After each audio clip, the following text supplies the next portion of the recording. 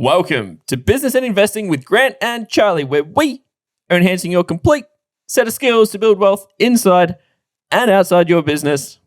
Hear those enunciations, Charlie?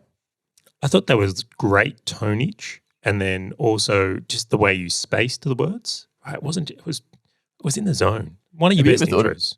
Have you ever thought about those people like in front of the mirror when they've just got out of the shower, just talking about things? That's me. Just trying to do this intro. But I actually need your help, to be completely honest with you, because I'm a little bit stuck. Oh no, what happened? Dude, so there's this podcast that I thoroughly love. Like I sit there and I'm like consuming it and I just want to sign up to their newsletter. But for some reason, I'm struggling. I just can't do it. It happens, man. I've been there as well. So can you head over to businessandinvesting.com/newsletter, put in my name and email, hit subscribe for me, just so that I get notified every single time they come out with a new episode, as well as a couple of little Easter eggs that they're going to send through. You know what's going to happen now? It's going to be like 5 people that go out there and put your actual email on the list. I'm going to see it come through. Well, if you're listening to this and you're like, well, I want to subscribe, you can go to that URL, businessandinvesting.com/newsletter, put in your own name and email. And that is if you're stuck as well. Like, I'm here. I'm helpful. I can get everyone unstuck. Speaking about getting people unstuck, let's cue your disclaimer, Charlie. It's Charlie here from Business and Investing, and I need to let you know that Grant, myself, and the Business and Investing team are in no way, shape, or form qualified to give you personal or specific financial advice. We strongly encourage you seek out and use professionals when you are making investment decisions or comparing investment products.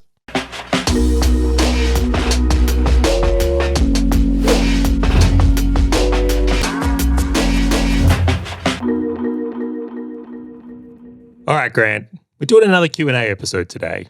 Some of my favorite episodes to make are the Q&A episodes. Now, would you only do Q&A episodes? If the questions keep coming in at this quality, we might have to. We might have to go back to 2 episodes a week just to cover some of the great questions we get, because they've been excellent. We basically talk about them anyway. We may as well just hit record when we're talking. They're so good. I appreciate them. And as a gentle reminder, if anyone does want to send us a question, you can either reply to the emails we send out, or you can email me directly, or you can leave a comment in the Facebook group or just message us on socials.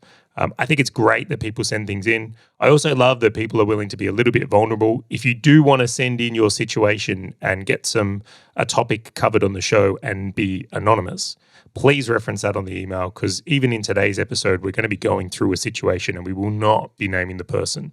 So, of course, we'll keep your identity a secret. Are you going to keep gender a secret? Do you know, I actually struggle. You'll probably pick up if it's a guy or a girl throughout the episode, because I'll he or she it.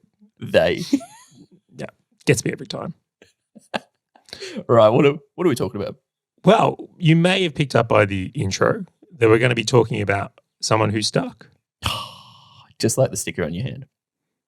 Well, I'm so glad you noticed it. So this is a Spider-Man sticker. I'll get it a little bit closer to the camera. Hopefully it will come up. Look, dude, it's a web. It is. So Jack's very into Spider-Man, and he's got a sticker book, and he put a sticker on me last night, and I dare not take it off because he will ask me soon. When I'm finished this podcast, he will ask to see it. Where's the sticker? Yeah, and I better have it there. Dude, when I was over at your place for dinner last night, dude, he checked on my Spider-Man sticker like 10 times. It was like under my jumper. He's giving you a gift. Dude, take that seriously. I love Jack. All right, we're talking about stuck. All right, I'm going to paint a scenario here of this person, and I'll frame this out of the get-go. This is a situation I found myself in a few times, and I know you've found yourself in a few times here. And if I could offer any silver lining to people out there going through something similar, it's our business journeys aren't that dissimilar at all. Like there's very few situations you'll find yourself in that are truly unique that aren't tactical. For example, like, using AI or the internet that hasn't existed forever. Like, business owners 50 years ago struggled with the same things we struggle with today. And I'll bet there are times where 50 years ago someone was stuck and they had to work out how to get through it. So that's what we're going to be talking about today, is what to do when you're stuck in a poor quality opportunity. And we might even cover a little bit of the how to get out of it as well.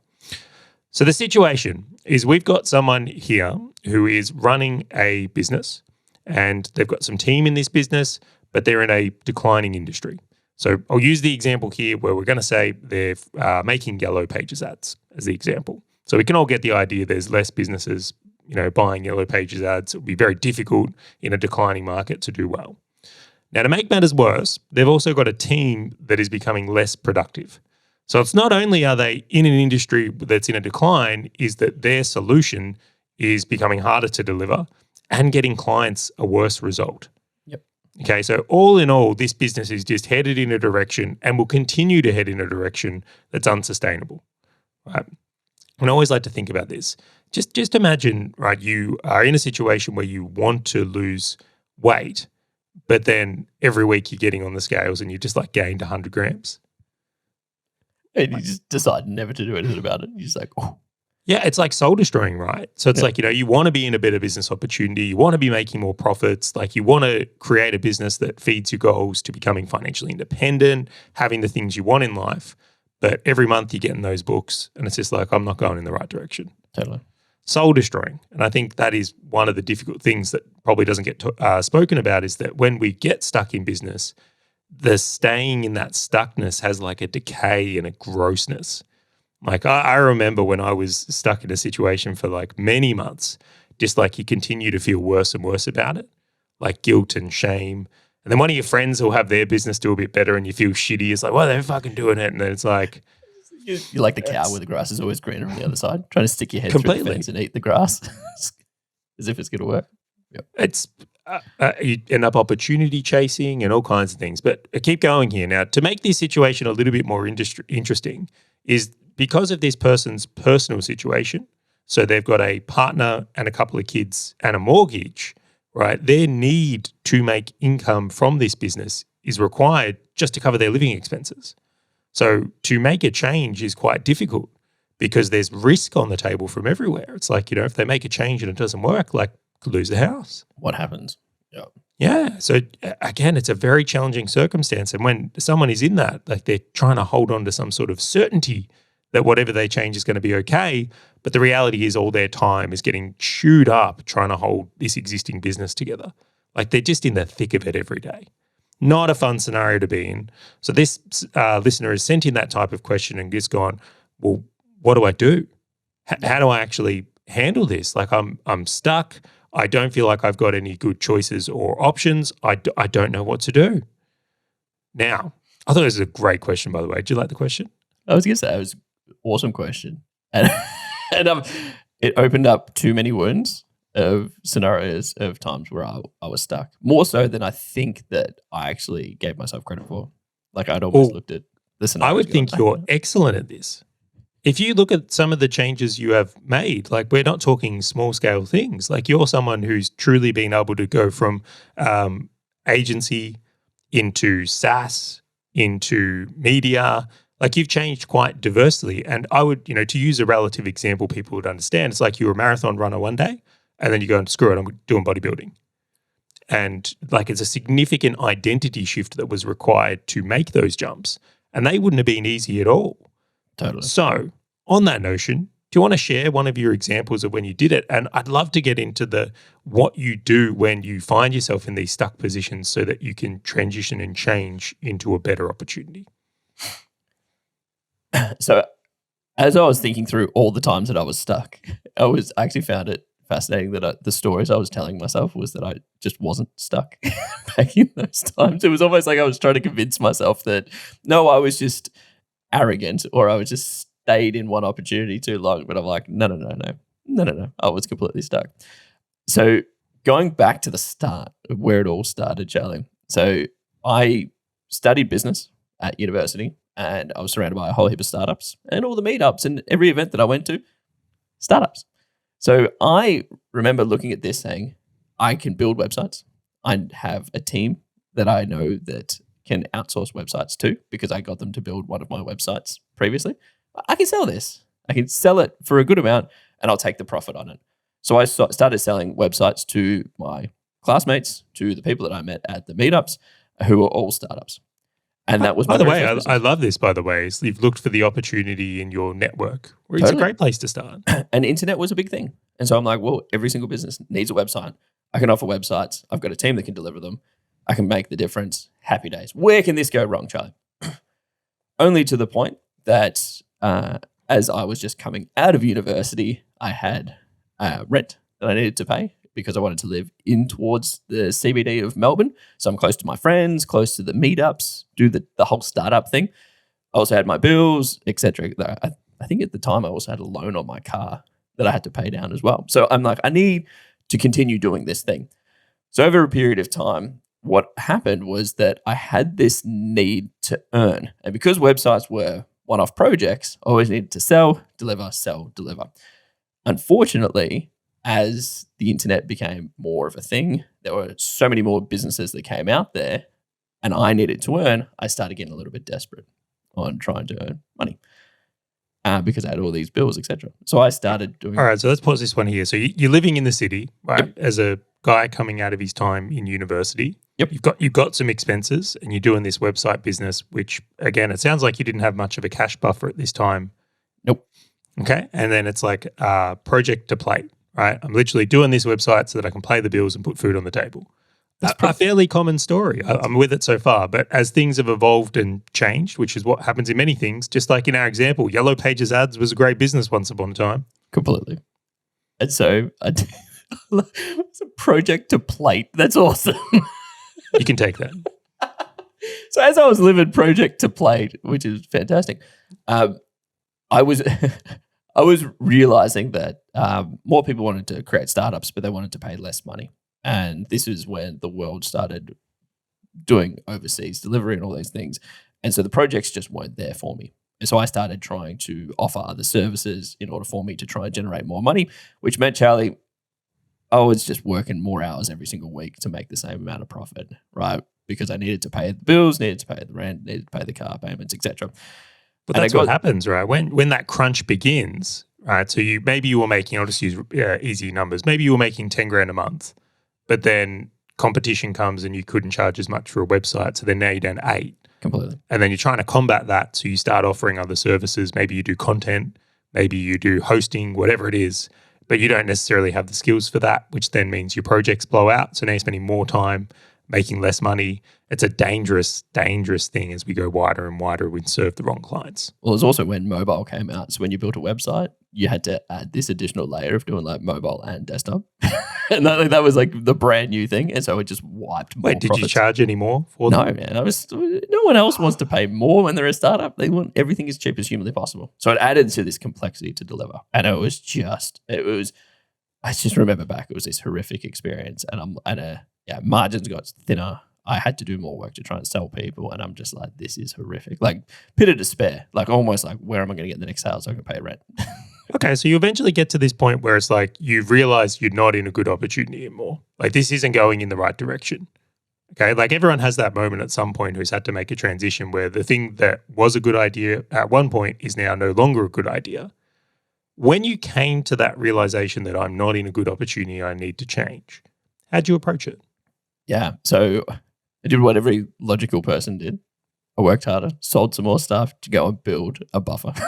I needed, because I had minimal emergency funds. Like I couldn't do like a hard pivot to another business model and continue paying rent. Like literally, if I did a hard pivot, I'd probably had 30 days, 60 days left.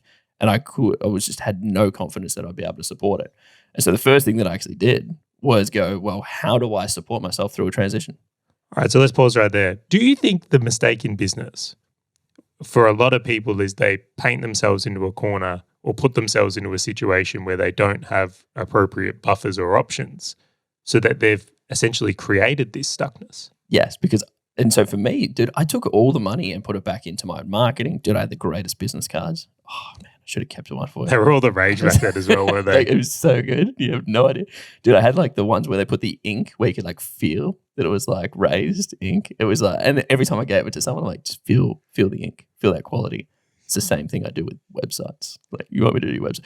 Anyway, that was like the epitome. So I'd always reinvest this profit back into like just BS marketing, maybe. The epitome of startup culture right here.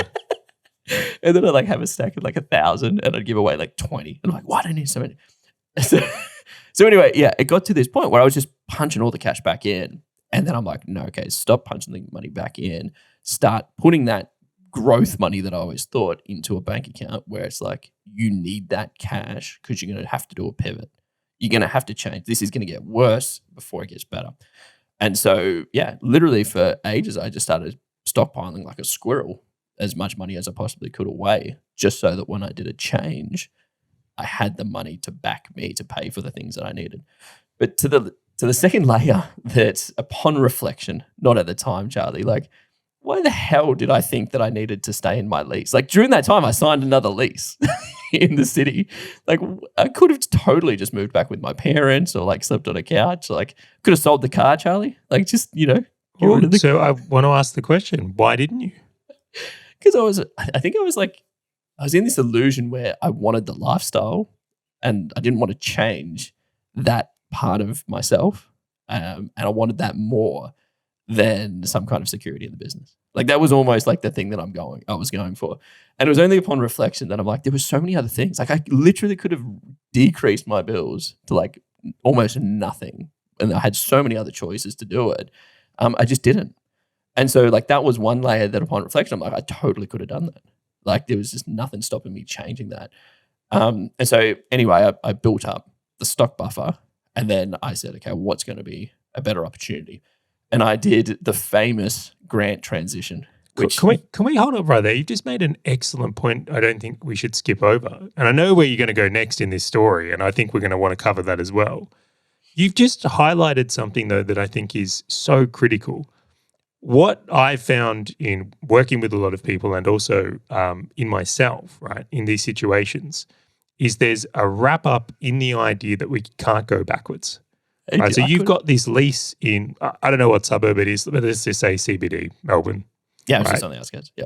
Yeah. If you had to go live with your parents in this scenario, even though it might be a really good idea to do that because it brings your living costs down low and you can make a really big transition here in a much more lower risk amount here, we don't do it.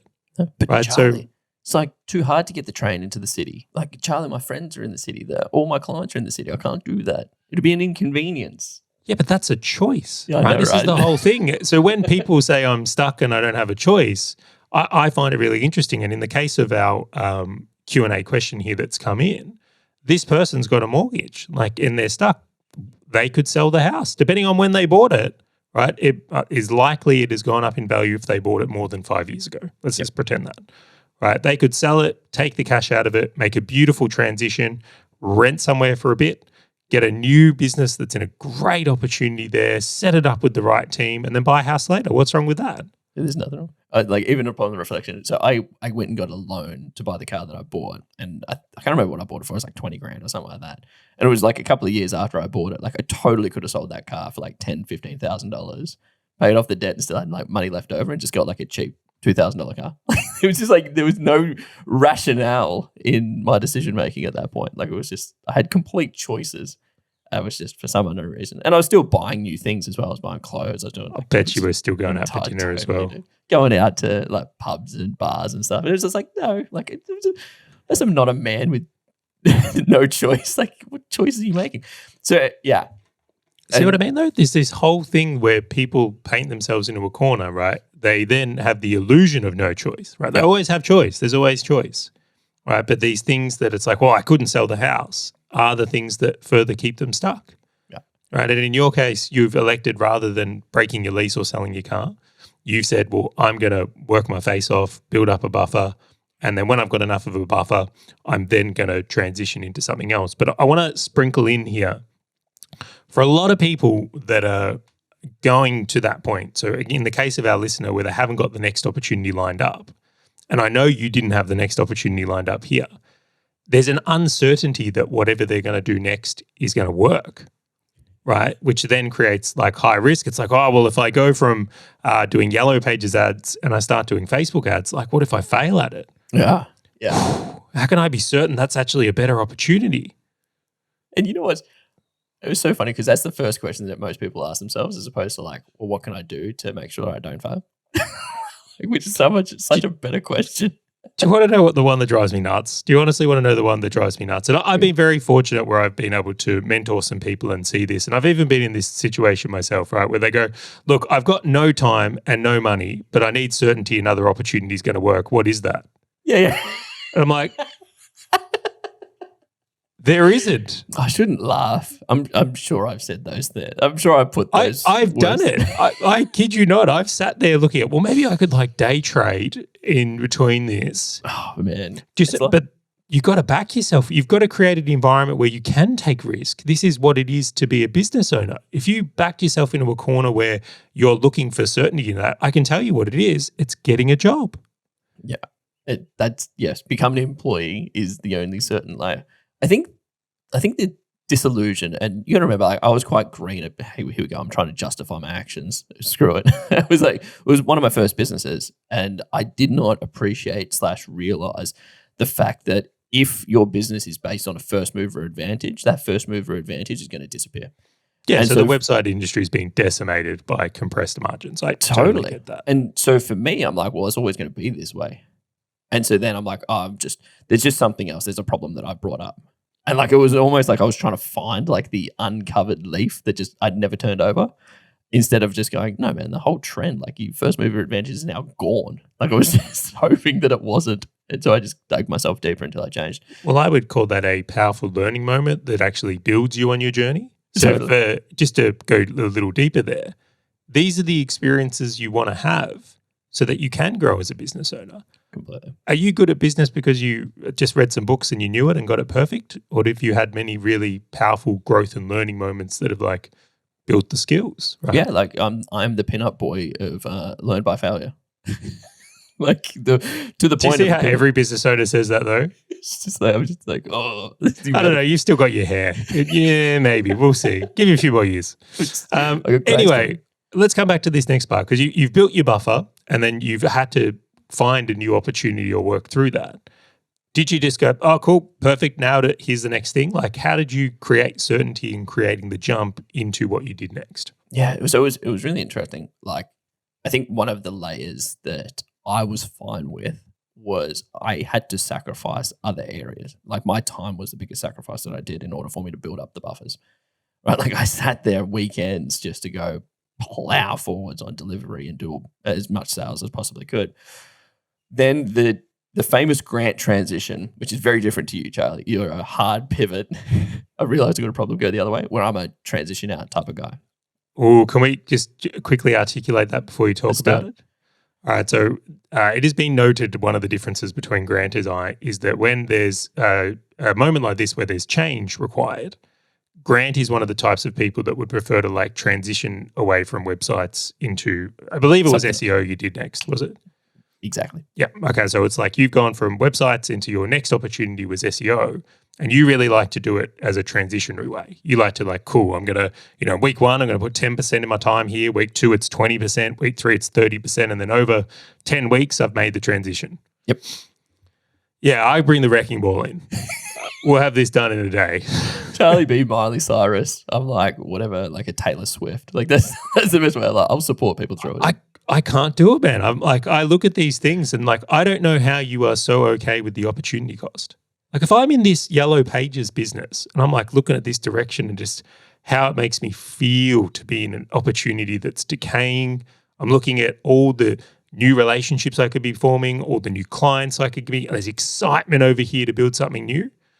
I am not hanging on to that toxicness. No, I am like, let's knock this shit down today and move on. But can't you see like that is the representation of who, like a lot of what I was looking for was a certainty, and the way that I tried to get certainty whilst moving to a better opportunity was holding on to something that was dying, right? And so it was because of my insecurity of me going, okay, well, I want to keep this lifestyle, Charlie. Like there's no way I want to get rid of this lease. I love my car and I'm like, I enjoy going out with friends on the weekend and doing the things. Like, I want to keep that. And I want to transition to a better opportunity where you would much prefer, and this is a credit to yourself, where you're like, well, screw it, just burn the boats. Let's just go and move back to the parents. Let's sell the car, get a cheaper car. Like, let's just cut everything down so that I don't have that stupid pressure where I'm like, give me the stupid pressure. And I'll slowly transition, which is so irrational because upon looking back, I'm like, like, really, how much better is my life because I slowly transitioned as opposed to doing a hard pivot? Like zero. Like I'm just. No, I'm going to say you're worse off. Yeah, completely. And it's only upon the reflection, because this is just how I did it. And so, Yeah, but we have to go a little bit deeper than that. I think we just have to, I would say, business acumen wise, we're similar, very, very similar, right? And you are someone through your own experiences and psychological setup prefer transition, right? As much as it drives me up the wall when you want to slowly do something. Anyway, in my setup, right, again, we're not differently skilled. We might have different skills themselves, but it's not like one of us is massively stronger in business acumen or business itself. Right? For me, however, for my psychological setup and the way that I go about it, I'm like, today, now, right? So again, there's different fears. Like I fear staying in the shit opportunity and what that's going to do to me. Right? I look at that and go, I'm not going to be the best version of myself. I'm going to be bitter and twisted. I think of all the money I'm going to lose in staying in something for an extra 10 weeks. Like that makes me uncomfortable. Like I feel a pain in that. and you can't sleep, you can't do it. Yeah. Can't do it. And it's like, so I know for me that that's the way that I like to transition things when I'm there. I'm also more comfortable, and this is like, I don't know where this came from. It's like, if I'm going to fail, I want it to be on my own accord. Like, kind of back myself. Yeah. Fair. Right. I realize that may not be the thing. And to your point, it's like, I'll move in with mum. I will sell things. I am completely fine with doing whatever it takes. Like, I don't have an issue with that. Where in your case, the certainty on the example you used is like, I still want the apartment. I'm not willing to do that. So it creates a different restriction. I don't think one of these is right or wrong, by the way. And that's the exact point I'm making, right? Like, I can appreciate reflecting back that I was so irrational in my decision making. However, I can understand the logic that I had at the time, right? Like, would I do the same now? Hell no.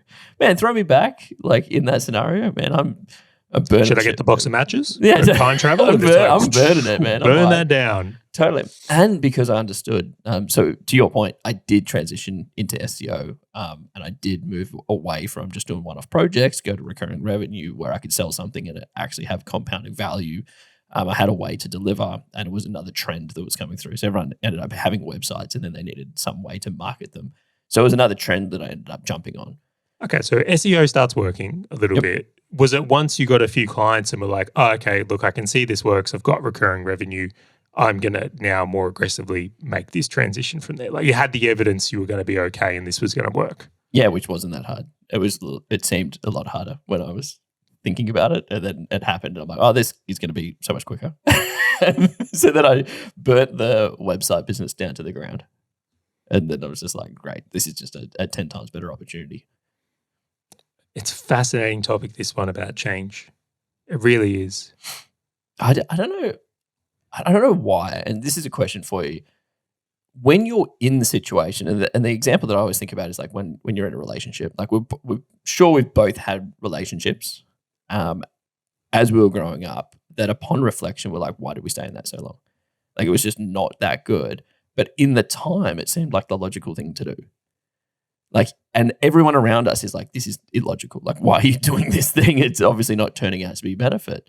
Like, why do people stay like that? Why do we try and tell stories to ourselves to hold ourselves into it, even when we know, to use another example, we're gaining 100 grams every single week. And we know if we don't change now, it's going to be 10 kilos, and then we've got an even harder hill to overcome in a year's time.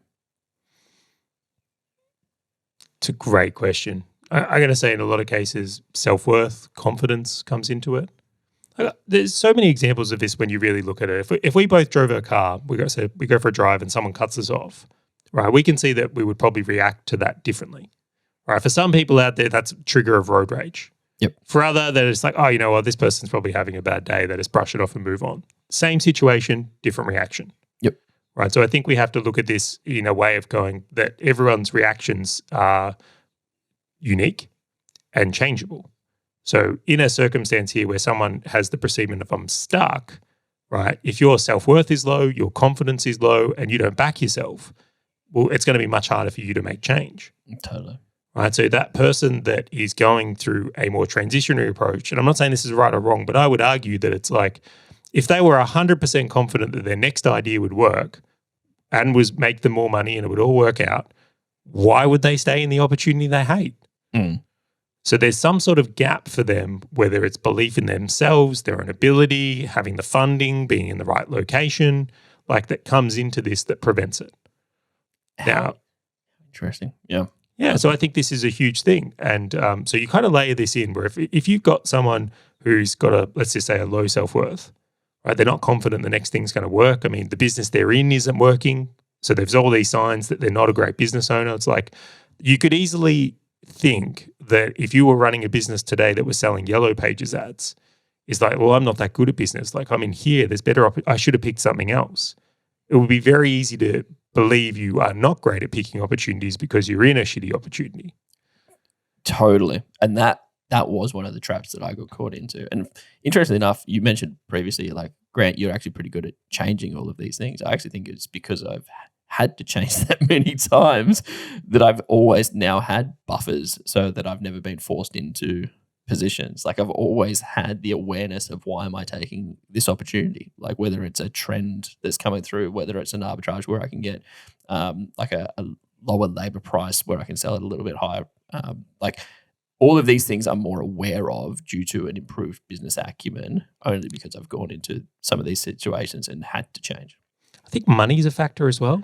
Like, Totally. I'll give you another example. It's very easy for me to say, like, burn it down and let's do something else because I'm financially independent. Right? I've got immense funds in a bank account. But for someone who's like literally, what was it? Product to plate? Project to plate. Project to plate, damn it.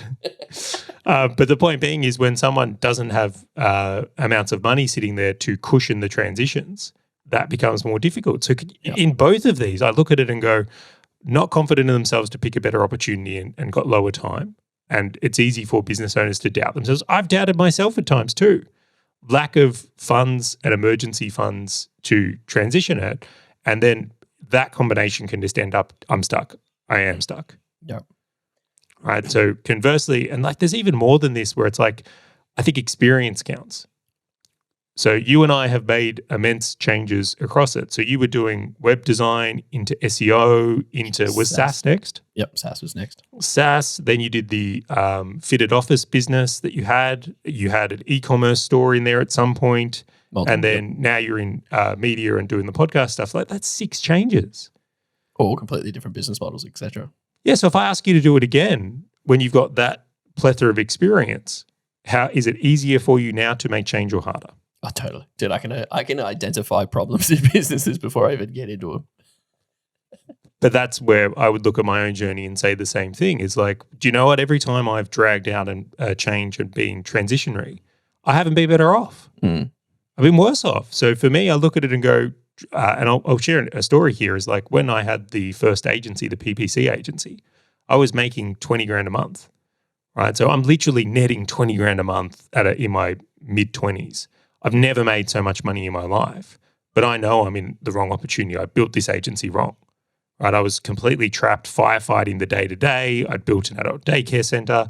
I had set this up wrong. That's on me. And that wasn't even in the bad niche or opportunity. It's just that I had built the business poorly.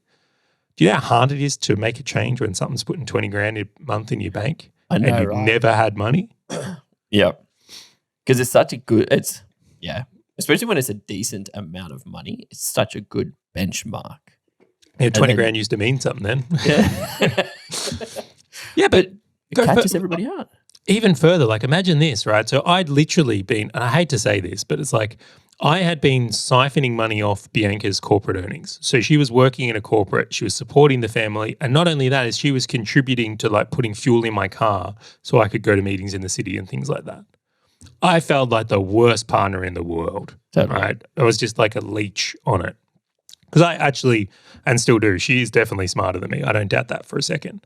But I actually felt that Bianca was more capable and was probably going to earn more than me for the rest of my life. And I didn't sit well. I wanted to be the provider. Yeah. Right. So when it got to a point where I was finally providing, it felt so good. Don't change. Yeah. But I knew it wasn't I was stuck. Like this wasn't going to go well. So I built myself a prison in that. And I stayed in that way too long. Like in reality is that if I could go back in time, it is evident to me that I should have made changes. But in the moment when you're in that stuckness, first off, the illusion of no choice, right? You have choices. Like I always had the choice I could have made a change. I didn't because of all these other factors. Oh. So now coming back to our listeners' question, I think if they really look at it, they're not stuck. They're just choosing that maybe they want to hold on to the team, keep the mortgage, keep the car. Like they're not, in all reality, there's a lack of willingness to do what it'll take. And I think that's the key, right? I just think that people get like this level of safety, security, and standard of living.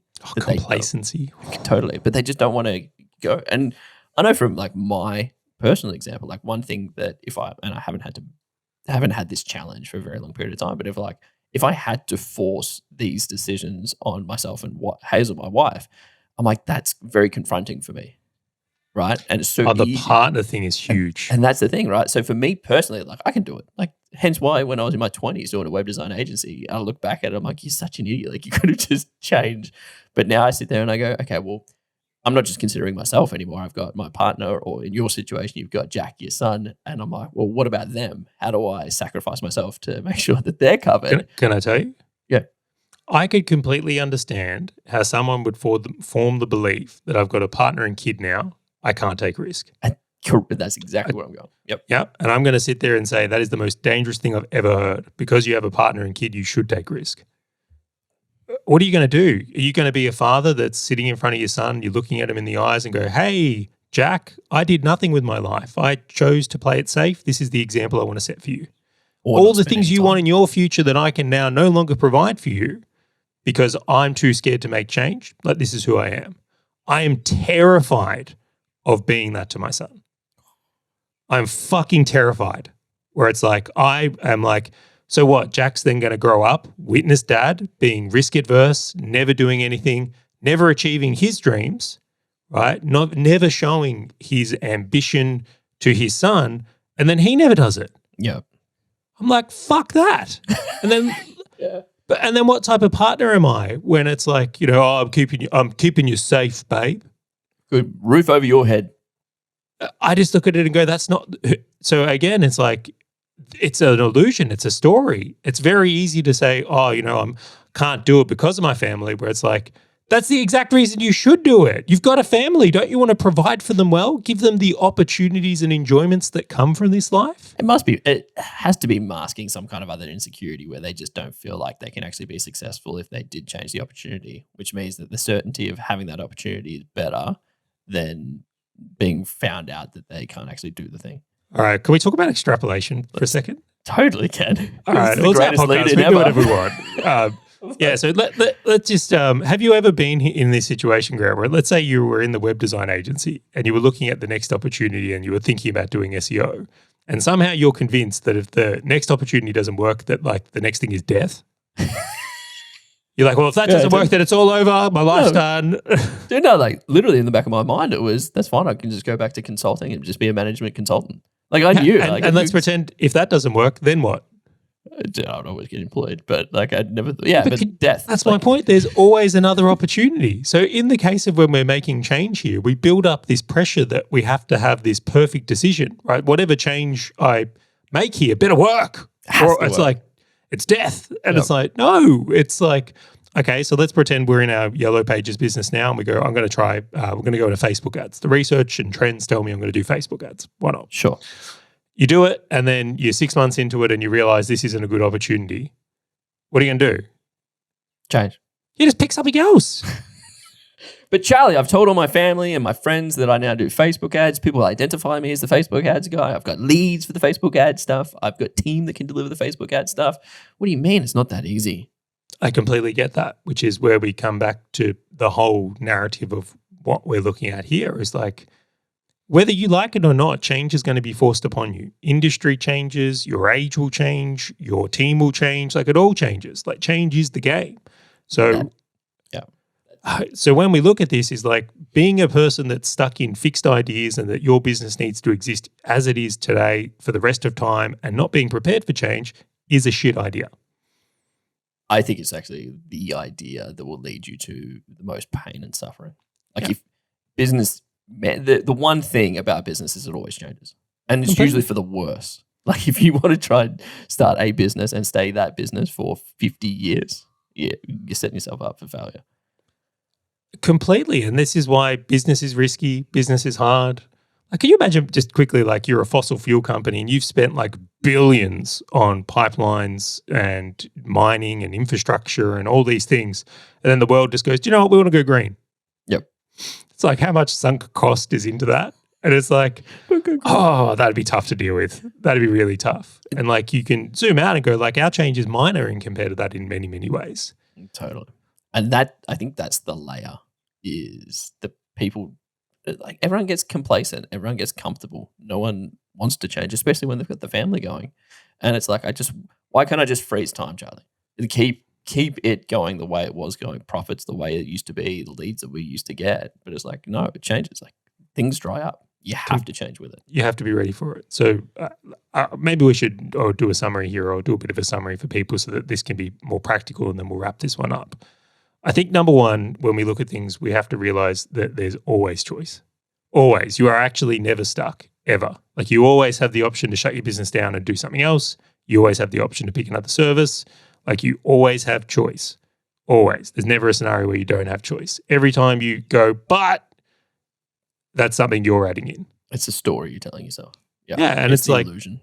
The easy way to do this is to go, if we swap positions and I did it emotionally or emotionless in this case, what would I do? Yep. So it's like you can realize that you're probably wrapped up in things in your personal circumstances or identity or ego or whatever it is.